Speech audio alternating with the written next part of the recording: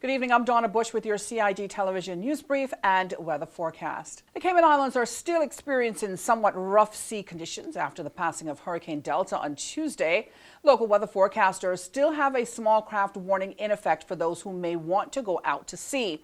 On Tuesday, forecasters advised against going into the water for any type of activity. Again, that remains in effect. Hurricane Delta has now moved down to a Category 2 storm with life-threatening storm surge and dangerous winds in the Yucatan Peninsula of Mexico. Its projected path takes it into U.S. Louisiana coastline, and Delta was then expected to head more inland later on this week.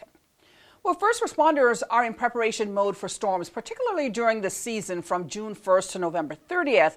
Last weekend, various civil service teams made up of weather and communication experts and teams of first responders rapidly moved into action as the Cayman Islands were placed on a tropical storm warning.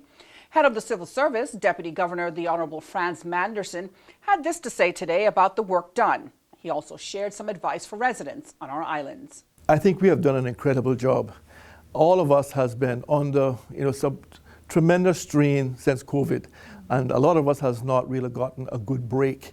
And then to get the call from our Director General at the Weather Service to say, DG, we have a potential tropical storm coming. And I was like, what's next? And we immediately got together with Hazard Management. We activated the National Hazard Management Council, and I must say the response has been tremendous. We had over 50 persons on the call, and we had at least 5 to 6 meetings from the day that we started until yesterday when we declared all clear. The response has been, I think, really tremendous, not just from the civil service, but the wider public service, the elected government, everyone working together for a common cause of keeping our people safe. We can look back and see what lessons have we learned. So if you were informed of a tropical storm and your response was to run to the supermarket, then that tells you that you're really not prepared. So we have encouraged you from June 1st to have a kit set aside, a box set aside with the key things that you would need during a hurricane warning or a tropical storm warning. So I think it's important for persons to know, use this opportunity. If you're stocked up, don't use those things, put them one side and keep them until the end of the hurricane season.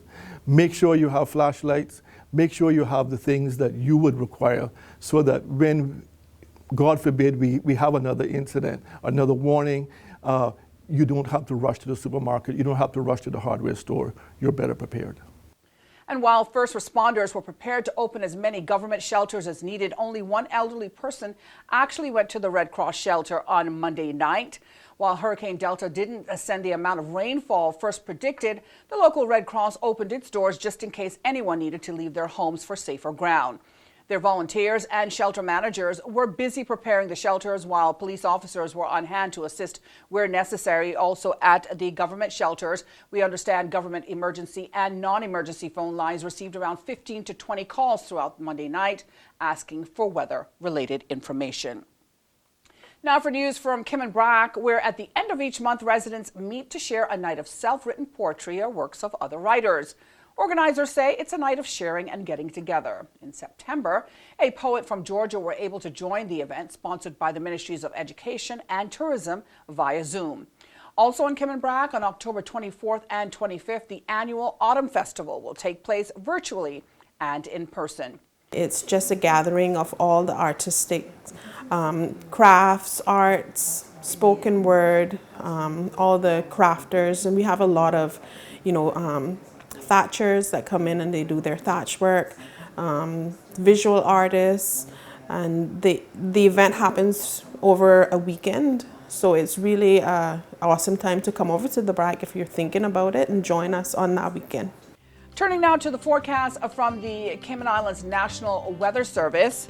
Today's high temperature reached 88 degrees, the low 78.